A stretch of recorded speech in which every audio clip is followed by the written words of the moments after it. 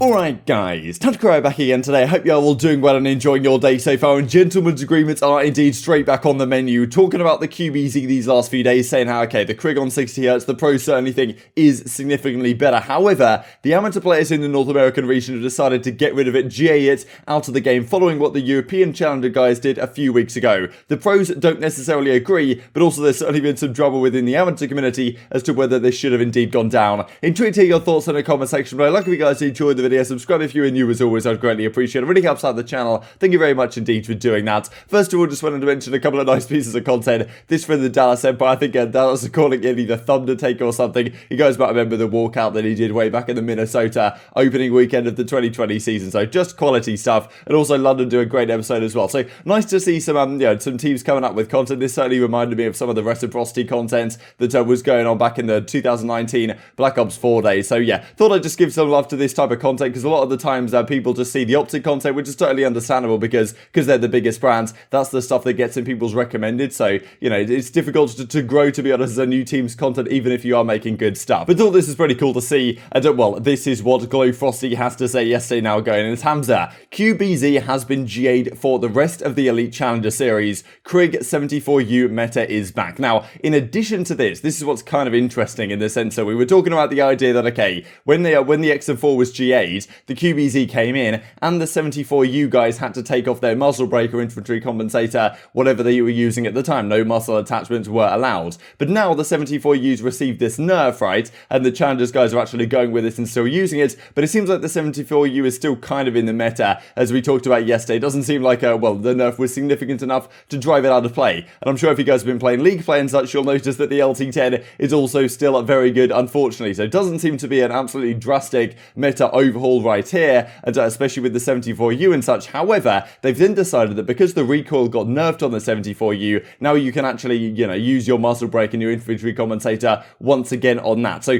the attachments actually come back for the 74U, but now the QBZ is gone. And there's certainly been some discussion as to whether this should have been the case. We talked a while ago the fact that the European amateurs GA'd it, and they tend to be ahead of the curve in terms of what gets GA'd. However, will the pros follow down this route, right? Because the amateur North American guys have clearly gotten rid of it. They much prefer the Krig 74U meta, it seems, although not everyone does. We'll look at that in a second. And well, the pros on that side of things, they're still using the QBZ, and ILLey, of course, has been having some decent success with it. Some assault rifles very much struggling to get good effectiveness with the QBZ. We've seen Dashy, right, have very difficult times actually using it to great effect. But some guys like ILLey, I mean, Silly's been using it with the iron sights and stuff like this. Some of the pros seem to be able to use it to relatively decent effect. However, the Krig on those 60Hz servers the pros play on seems to be the way to go. And of course, the Challenger guys don't play on that. So, you know, they may be thinking the QBZ is even stronger than, well, it is in the professional side of things. But kind of crazy stuff, right? I mean, the AK-47 is gone. The XM4 is gone. Now the QBZ is gone for the North American Challenger side, at least. And you do have to wonder whether this precedes a GA in the professional scene as well. And maybe the pros are thinking, okay, let's just go Krig 74U, or, you know, even bring in other weapons like the Milano or something, or whatever could potentially be viable in this new meta once the pros start practicing on it properly after the Major 2 does conclude. So this was some of the discussion. ProLoot says GAing the QBZ because no one could kill my boy Barty, so Sparks was using it to pretty great effect. And as ILLey says, GAing the gun takes the most skill to use right now. So I think ILLey honestly could be onto something here in the sense that, look, you see a number of the pro players, I mean, Dashy respectively, right, who was so good with the XM4 at the start of the season, and you know, now he comes in with the QBZ and hasn't been looking so hot these last couple of weeks, but still you've got guys like ILLey and some other players using it, you know, not doing too bad with it by any means and putting up some solid numbers. I mean, Raid Control, he had a pretty good map indeed. So definitely some back and forth here between some of the pros and the amateurs. As aBeZy says as well, damn, we're going to miss that gun. It is a beauty for sure. I don't really know if aBeZy even used it, so maybe use tongue in cheek on this one, but yeah, see you later QBZ says noisy. And well, this has been some of the discussion from the pro players. So as Saint says, of course, he's not in the pro league, but you know, Jesus son, the Krig on 60 is crazy. And yeah, that really has been the discussion. The fact that yes, okay, the QBZ is pretty nice, and but it's pretty inconsistent. I mean, Clayster was talking about how it feels super different on depending on what type of ping you're playing on, and maybe that's the reason why in part they decided to GA it. Did the North American Challenger side, and well, I just wonder whether it will go in the Pro League, right? Because on these 60Hz servers, it seems like the Krig is a lot better, and therefore the QBZ doesn't really get too much use in the pro scene, even though, you know, a few players have used it to pretty great effect. But you gotta say, there's been a few times in the past now where the European Challengers do something, the North American Challengers do something, and then, well, the Pro League follows just a little bit after that. So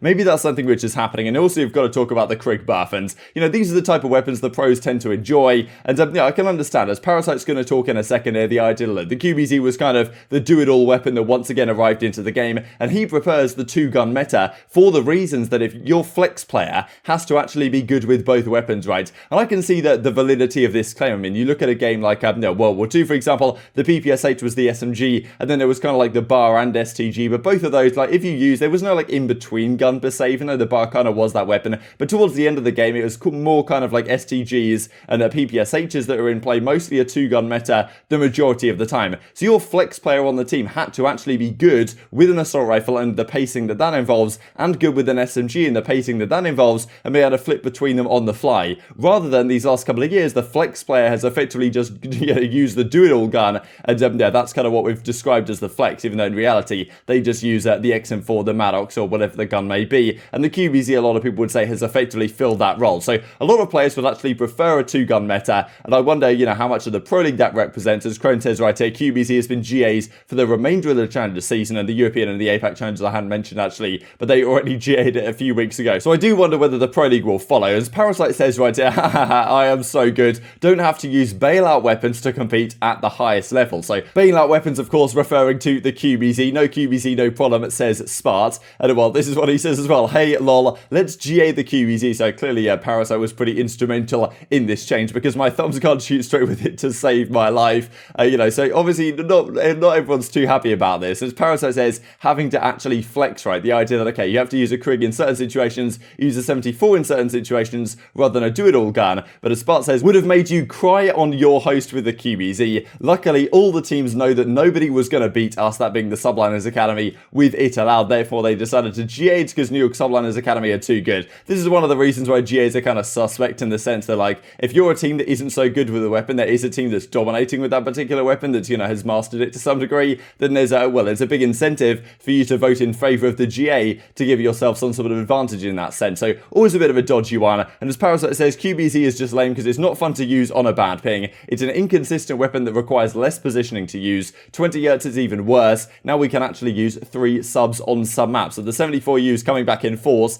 even after this nerf, it does seem. And this discussion, as well as Cruz is saying, is a flex player this year. I've used the FFAR, the AK-47, the XM4 Krig, QBZ 74U, and the MP5. I mean, this meta is insane right now, but honestly, as he says, the 1 Krig 374U, 2 Krig 274U meta may actually be pretty damn good, and I don't really know if the Pro League will go down this route at some point. Who really knows? I mean, it's tough to say right now. And as we have seen, even if the QBZ is gone, I mean, there's been discussion around the Milano, the MP5 and such, potentially coming in as SMGs in certain situations. And as he says right here, I'm absolutely astounded who thought removing the QBZ, which makes the SMG better, and giving the sub the attachment back, right, this muzzle brake attachment now back allowed on it, just doesn't make too much sense. But yeah, always discussion around this. And this I thought was interesting as well on the Pro League side, because there's been some discussion, right, around these 60 Hz servers that they play on in the Pro League matches, but when they practice, they can't play on them. And it seems like there's some discussion here between JCap and Claystar, the fact that they're allowing 60 Hz servers to be used and to be practiced on without actually,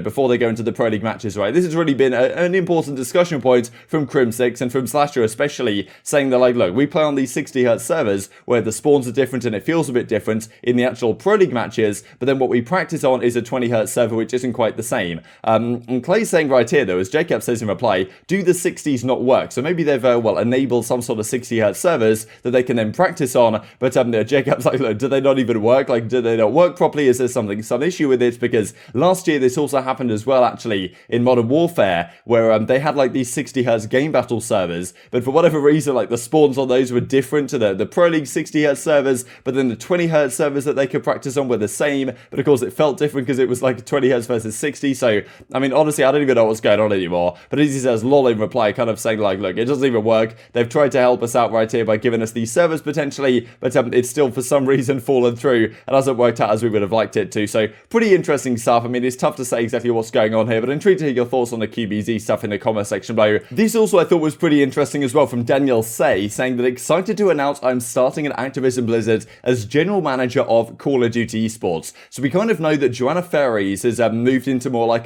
director of leagues, so I forget exactly what her title is, but she's kind of managing Call of Duty and the Overwatch League Esports, because the Overwatch League guy stepped down and went to do something else. So I think they've decided to bring in, like, she she's kind of like head of leagues in general, and then they're bringing in like a general manager for yeah, the esports specifically. So this guy's going to be the general manager of Call of Duty Esports. Now, you know, formerly of the NBA 2K League and the NBA strategy more generally, and this is where they seem to get a lot of these people from, honestly, that come over from, you know, more traditional sports, which, you know, maybe is something of a concern, but I think he understands the scene. He seems to understand the scene. I mean, some of the replies right here, I mean, especially to, you know, Adam Apicella, for example, when he says, like, appreciate you paving the way, seems like he kind of understands the direction the Call of Duty has taken the last couple of years, so that'd be good to see him do a good job in this role, because, yeah, with Joanna Ferry's kind of stepping out of the limelight as Call of Duty League head commissioner, it's kind of good that they're bringing in someone specifically for this role, and that maybe he'll be somewhat more public-facing in terms of some of the decisions that they do make. Kind of interesting clips to finish off with the FaZe guys. I feel like this is my kill 1000%. He has a sub at Neptune. What did you say? So,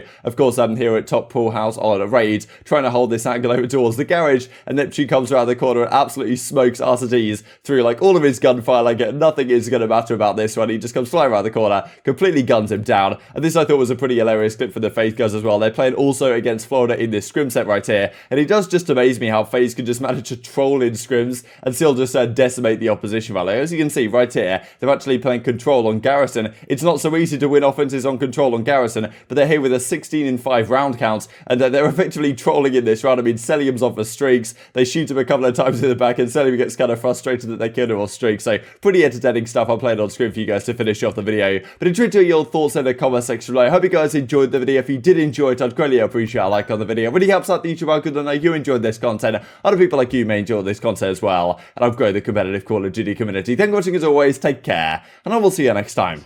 Nothing middle. On cheese please. No. How'd you die? He died to the stroke. Someone punch me, bro. Someone punch me. Wait, bro, look, wait. I was running out. Wait, from my screen, I just watched him get fucking sides. obliterated by that. We did. I was good at one point. So Dude, I was recorded, bro.